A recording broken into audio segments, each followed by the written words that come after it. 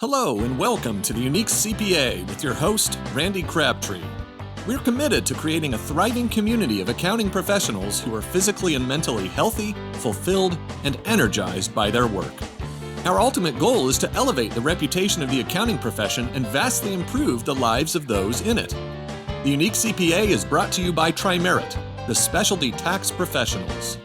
Today, our guest is Brian Floriani. Brian is actually founder of an organization called Bernie's Book Bank, a great organization that I was able to hear about recently at an event with a bunch of entrepreneurs in my hometown of Raleigh Tonight's. Brian presented, told us the origin story of Bernie's books, told us the impact and what they're looking to accomplish and the future goals. And I was just super motivated and excited to hear what was going on there. So before we get into it, Brian, welcome to the Unique CPA. Thanks for having me. Did you ever think you'd be on a CPA podcast? I was just, that's so funny you just brought that up, because I was just thinking to myself, back to my one accounting class in high school, thinking I couldn't get straight the difference between a debit and a credit. And I'm still not sure I know the difference, but I do know what top line means, and I think I'm a top line guy. So that's about the extent of it, but it is pretty ironic for a recovering golf professional with an entomology degree to be asked to speak about anything. So I'm grateful for the opportunity. Yeah, no, that was great. I appreciate it. And really, it was impressive when I got to hear you speak. I don't know what was it. I think it was in March, maybe. And so in that group, you came out and you talked about the origin story of Bernie's Book Bank and, where the passion for this came from and how the idea came. And so I don't know, I'll just let you run with, how this came about and, anywhere you want to go from there, the impact, what you're doing, what you're looking to accomplish, the future, you just run with it. Yeah, I mean, I think, again, thanks for having me. And I think the bottom line is, for me, it was really what my life was going to be about. Was it going to be about chasing success, or was it going to be about being significant? And coming up on 20 years, my father, Bernie, and my grandmother, who I was very close with, died on the same day. And at the time, I was a golf professional and running golf schools for Golf Digest. And I spent half the year in Lake Tahoe and the other half in West Palm Beach, and flew around on private jets with my clients, and life was pretty good. I mean, I love what I did. I was pretty good at it. I was living in great areas. It was pretty simple, to be honest with you. Yeah. But on that same day, everything changed, because I was asked to eulogize both my father and my grandmother on the same day, separate services. They're buried about 100 yards apart. So imagine, driving up to the cemetery and you look up the hill and there's a hole about 100 yards up the hill, and then right there at your feet's another hole, and you put your dad in the ground and you cover him up, and you do come down and do the same thing for your grandmother, and then the dust settles and everybody goes home, and you're still left with this pain. And what I was really reflecting on was eulogies themselves, that they're really not focused on the person's success at all. Success being defined as your accomplishments, significance being defined as others' accomplishments. And my grandmother and my dad were pretty significant people, not just in my life, but in their communities and the people that they called friends, and even people they didn't know. And it made me ask myself three questions. If I were to die today, would anybody have anything to say about me? Would it be true? And would it matter? And no matter how I spun those answers, I did not like the answers to those questions. And from there was a pretty deep spiritual dive. And out of that, I just wanted to be a servant. I just wanted to serve others. And so left the golf business. And the first iteration of what I was going to do was to be an elementary school teacher in an under-resourced community. So I moved back to Chicagoland. I took a reading paraprofessional job in Zion School District at an elementary school called Shiloh Park Elementary. And what it means to be a reading paraprofessional basically is if you got a college degree, check, and you're willing to make $9 an hour, check, you're in. And I can tell you that it was one of the most joyful times of my life, one of the most transformational, one of the most impactful times of my life. But it was also a period that was very frustrating, very confusing. I felt many emotions, one being shame. There was many others, because here I was working with these children and, thinking that we're living in a country that we talk about pursuit of happiness and equity and equality. And it was glaringly obvious from the outside coming in now, being an adult, looking at this educational system, that the educational inequity in our country is it's unacceptable. And you can have an emotional conversation about it where I think we all, for the most part, agree that everybody should have a chance to pursue happiness. Yep. You can also look at it from a practical perspective, and you're an accountant, so I'll put it in your terms. If we were to move the literacy needle by 1% in America, it would have a $480 billion impact on the economy. That's a big number. So you might not care about children literacy, reading, or books. That's fine.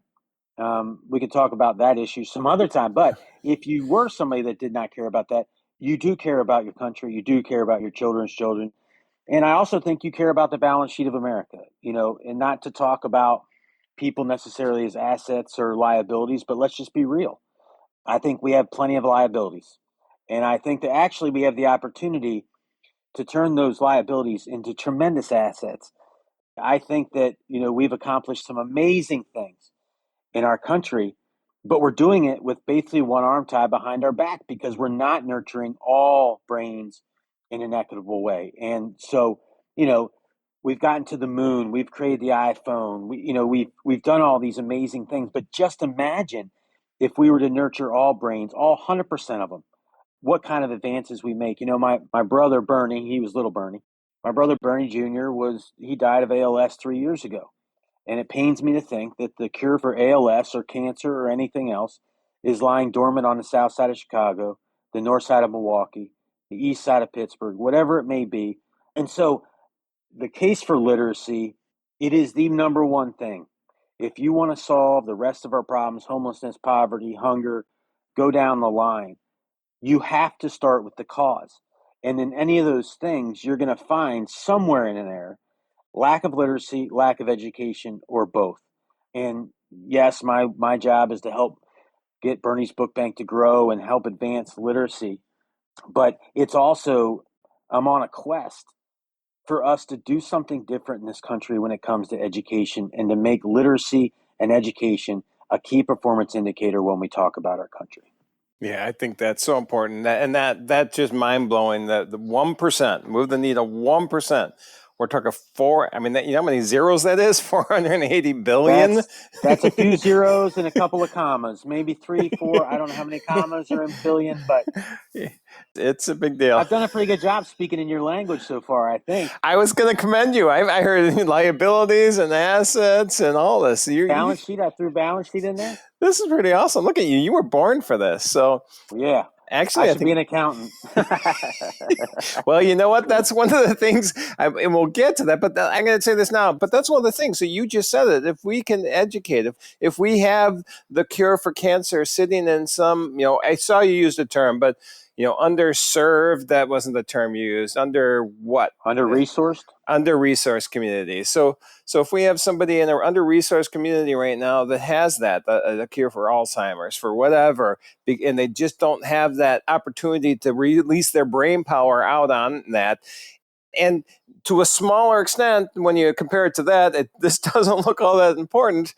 But we've been looking at the accounting profession and just saying, and it is an important profession, and we are understaffed right now. And without the accounting profession, our country is actually in a world of hurt. We're an important aspect to the country. And without that, and we've talked about in the past, how do we get people into the profession? How do we get people excited in college? Well, when you started talking, and I heard you talk, it was more about, okay, it's not even the college thing. It's how do we get that 1-year-old child, that newborn child, a book so that they can grow up with the opportunities that all of us take for granted? And if we can start educating people and giving these under-resourced communities opportunities at that level, I thought, you know what, we don't have to have this discussion anymore of why we're having an under-serviced profession. And so I got ahead of myself there, but I think it felt like a good time to throw it in there. But let's go back to, because that's, I think, so important. So from my standpoint, why I got so excited was because of that, because the answer's there. I just never saw the answer before. The answer's there in education. You've already said it. So let's go a little bit more into how you're impacting that now. What is specifically Bernie's books doing? Yeah, so in my experience in the schools, I obviously learned from a whole different perspective all the challenges that schools have, specifically in under-resourced communities. But what I really started to understand is how critical literacy really is. When you're 5 or 6 years old, you're not going to remember this, but it's not like you learn how to read and look to your buddies and be like, oh my gosh, fellas, our life just completely changed. And if we did not have this skill, we're in a world of hurt. No, you just go on to the next thing. But when you enter back in the school system now with a different perspective, an adult's perspective, you really start to fully understand just how critical it is. And so through that time, I'm learning what the different variables that make up the literacy equation. And I'm going to overgeneralize just a bit, but I would put them into two buckets. One, variables we can't control for, where you're born, who you're born to, educational level of your parents. We can never control for that. But variables like book ownership, which have been proven over and over again by tons of incredible research, how critical book ownership is, and I'm talking about in-home libraries, to reading readiness and reading proficiency, it is absolutely critical. And then what I saw firsthand were children who, by the way, were willing participants, and they were so excited to be reading and wanted to go home and read, and we were telling them to go home and read. But we knew, Randy, there were no books in the house. We knew that nobody was taken to the library. It doesn't matter why. Even in the school where I was, we had a library, but you could check books out from the library, but you couldn't take them home because if they didn't come back, they just couldn't afford that. And so here was apparently the solution in 21st century America.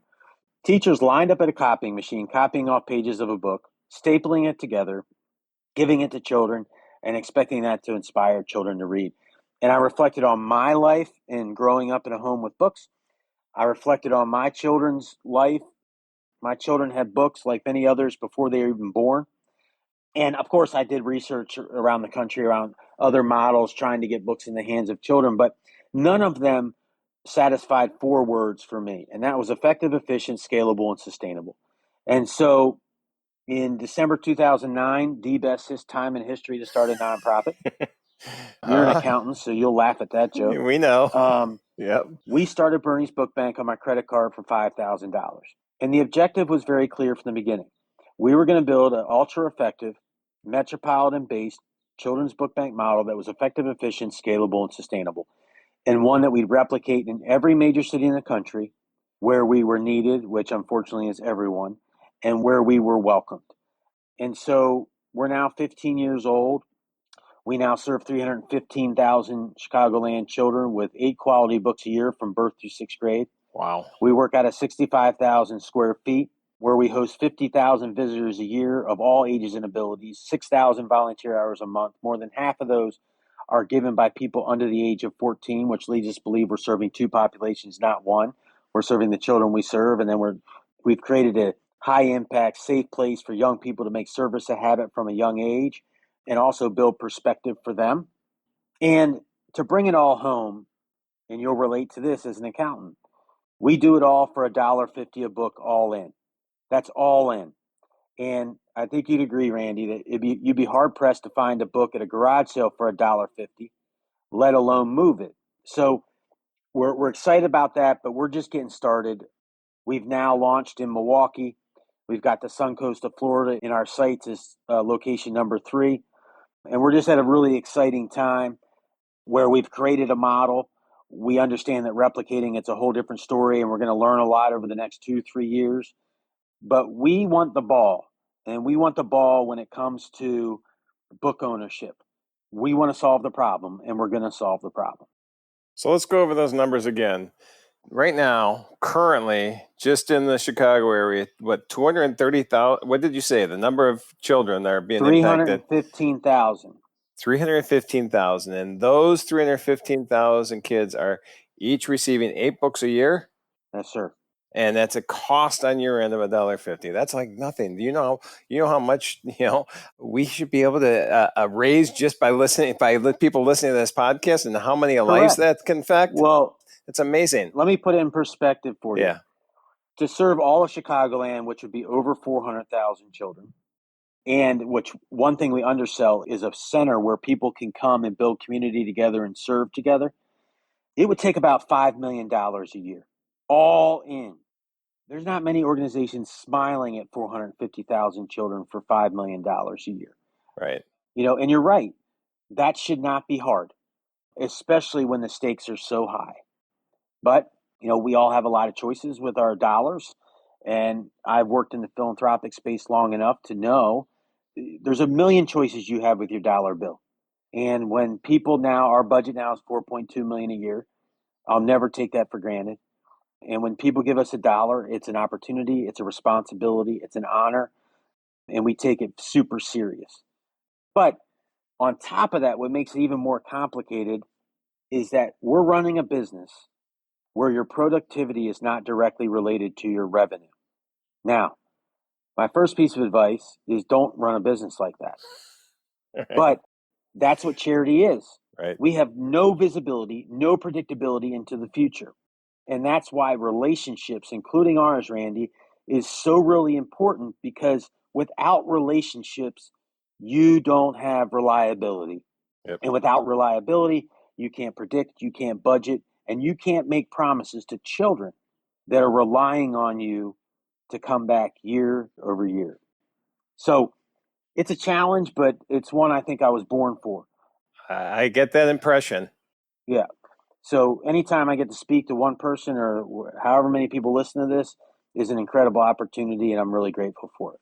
So we already heard you're looking forward to Milwaukee's kicking off now, Suncoast of, I won't be cynical and say, is that because you want to go golf there? Or I'll leave that out of the conversation. Well, I'll answer that actually. One, golf has been an incredible tool for Bernie's Book Bank, because you don't get nice. you don't get 5-hour cups of coffee with people. Yep. I've tried. It gets a little awkward after like an hour and 45 minutes. But the way that this happened is we had a couple of big supporters from Chicago reestablish residency down there. Yep, that's common. And they're the exact kind of people you want in an organization like ours. They can't stop talking about us. Yeah, that's great. In talking about us, they had a ton of people lean in a very organic way that want to see the same thing that we've done here happen on the sun coast of Florida, which is our service area will be North Tampa down to Naples. But the way we look at it is, if we can do this in Chicagoland, starting out of the greatest financial collapse of our time, thriving, which might be a little bit of an overstatement, but we did way more than survive COVID. We're a jockey you can bet on. We can't wait to keep running, and we will. So what is that as far as we're looking in the future now, or is there, I mean, I assume overall picture is, hey, we want the entire country. Well, remember, you're talking to the founder. Yeah. Yeah, it is the company line. And the company line is, we set out from the beginning to create a model that we'd replicate in every major city in the country. And that's what we plan to do. Yeah. And what were the four again? Effective, efficient, scalable, and I forgot the last one. Sustainable. Okay. So that, I mean, just off the bat, having that on your mindset of this is how we want to do this. And if you live those things every time you make a decision, obviously that's going to have a huge impact. Let's talk a little bit about the impact that now, I mean, we know the number of kids, we know who you're serving right now, but can we quantify what this has meant? I mean, do you have success stories? How do we look at what the overall, positive impact has been? Yeah, that's a great question. So first, Bernie's Book Bank is a response to a ton of research that's already been done. Somebody's got to do it, and we own that.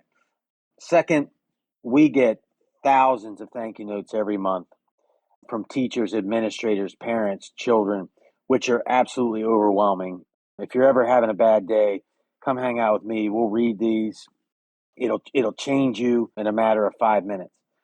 But on top of that, 5 years ago, we started a randomized control trial that was funded by the John and Laura Arnold Foundation, which, first of all, we felt honored just for them, because they're a pretty big deal in the philanthropic space, to pick us to fund a randomized control trial. That was conducted by a researcher named Dr. Jeffrey Borman. It started out as a 3-year trial, but COVID had other plans. We were able to adjust it, maintain the integrity of that trial, and we just recently, probably within the last 2 weeks, received an internal report that stated significant statistical impact of our program.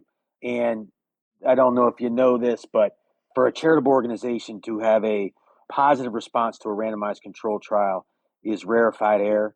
And I mentioned earlier, I'm a top line guy. I can't wait to now go sell this. One, because we have a model that we can now show people, but two, that we have this proven initiative that we know works. Right.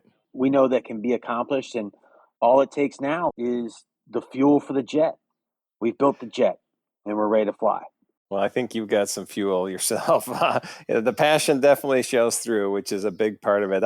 I personally was the president of a nonprofit for 3 years, volunteer position. That's a tough thing to do. And for you to be doing this since 2009 now, that's amazing. And seeing that impact statement that you got that's what I was hoping we were going to be able to discuss today, because I know you talked about when I saw you back in March, and hearing that you got that positive confirmation that what you're doing is working is pretty cool. Well, look, I mean, first of all, thank you for your service on that board. This is very hard work. And if you're not passionate, you don't have a chance. And I'll tell you that, yes, I've given a lot to Bernie's Book Bank, but I have to tell you that Bernie's Book Bank and the work of Bernie's Book Bank has given to me way more than I've given to it. And the people that have gotten involved, I mean, there's literally tens of thousands of people involved in Bernie's Book Bank now. Yep. It's, to be able to turn something that's super painful into something really positive, I think is an opportunity we all have. And as I've said before, when you lose something or someone that you care deeply about, there's a hole in your heart. It's not going away. You can pretend it's not there, which isn't going to go really well. You can fill it full of a bunch of junk, and that's not going to end real well. Or you can plant a seed in that hole, and you can nurture that, and you can make something incredible come out of something painful. And I hope that if anybody hears anything today, that they hear this, because we all are living with pain. And the fact of the matter is, no suffering, no joy. And we all have a choice. It doesn't make the pain go away, but it makes it worthwhile. And if you don't do anything about it, then that pain is in vain. Yeah. And so I think we all need to be encouraged to lean into pain and suffering a little bit more, especially with our children, not try to avoid it, but to know it's coming and decide what you're going to do when it does come, because it's coming. Yep. Well, the positive work you're doing is just so amazing. And I love what you said there. And I know that the hole it's filling is when your dad passed, and Bernie's book is kind of a legacy to his work and what he did. I've heard you say the story, but I don't know if you want, you can tell the story of him growing up and then getting the education and his passion about books, just so everybody knows where your passion comes from. Yeah. Well, first, my passion comes from, it's a combination of my time in the schools, but also, my dad's not unique. He's like many others. You've heard this story before, where his mom came on a boat from Poland. His dad came on a boat from Italy. They ended up outside of Pittsburgh, Pennsylvania. Go Steelers. Which means that my grandfather was a coal miner for 51 years. And my dad he had 8 brothers and sisters. They lived in a 2-bedroom home. And my dad didn't have running water till he went to college. And he went on to get his doctorate, put 3 kids through school, became the director of reading instruction for the state of Delaware. And in one generation, everything changed. And what I realized one day is that he literally read his way to a better life. And the children I was working with in the school were just little Bernies.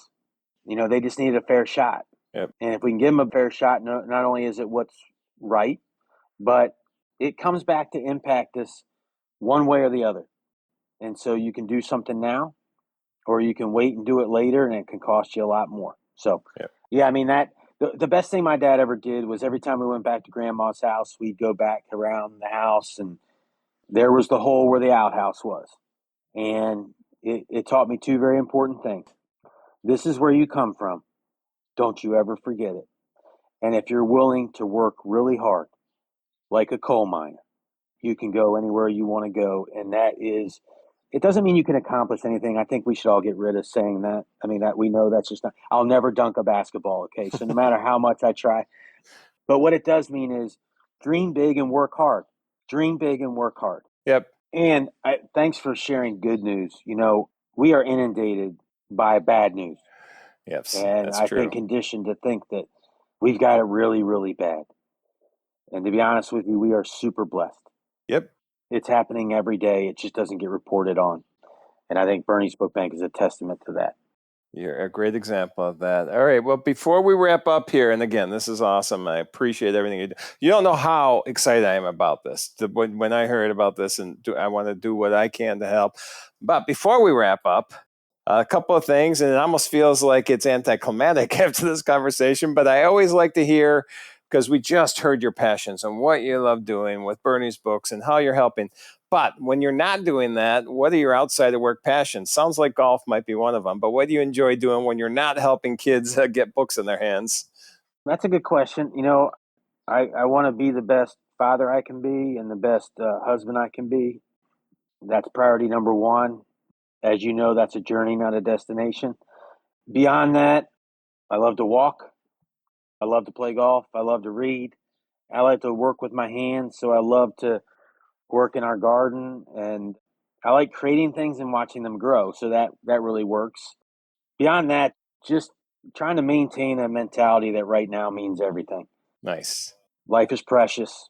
We often spend a lot of time dwelling on the past or worrying about the future, and we miss what's going on right in front of our face. So when you add all those things together, that's more than 168 hours a day. So, or a week. A week. They would be tough. I told you I'm not an accountant. I was going to say, as an accountant, I may know those numbers. So, all right, Brian. And then lastly, obviously, I'd love for people to go find out more about Bernie's Book Bank. Where would they look, or find out about you or the book bank? What's the best places? www.berniesbookbank.org would be a great place. If you search us on any social media platform, basically, you'll find us there. But I would encourage you to get involved, especially if you have children. Bernie's Book Bank is an amazing place to volunteer. I mentioned it earlier, but more than half of the 6,000 hours that are given there a month are given by people under the age of 14. And kids, especially young ones, like, I don't know, between 2 and 11, they can't get enough of Bernie's Book Bank, which we try hard to create a great experience, but I can't really put my finger on the why. It really doesn't matter. It's just a good thing that they really love it. Yep. And we love them being there. So thank you for the opportunity today. Well, Brian, thank you. I appreciate you being here, and I'm looking forward to seeing where this goes. I'm going to obviously do everything I can to help out and be involved as much or as one you guys will let me, I guess, too. So. All right. Well, I don't forget things like that. There you go. And I honestly, when we're talking, I'm looking around just the room I'm sitting in, and I just realized my house is a library. I mean, there's 5 books sitting right there. I look over to my right, there's about 20 books sitting over there. Behind me, there's books. If I go in every room in my house, there's books. And that's something that I've always just taken for granted. And there's people that just don't have the opportunity to take that for granted. So anything you could do. If people are listening today, I highly, highly, highly, highly encourage you to follow the link we'll put in the show notes, find out more about Bernie's books, and donate if you feel at all possible to do it. You have any possibility of doing that. Thank you so much, Randy. It means a lot. Thank you for joining us today on the Unique CPA. You can find the show notes for today's episode and learn more about TriMerit at theuniquecpa.com. Remember to subscribe and leave a 5-star rating on your favorite podcasting app. And join us next time for more expertise and insights on the Unique CPA. ProfessionalProductions.net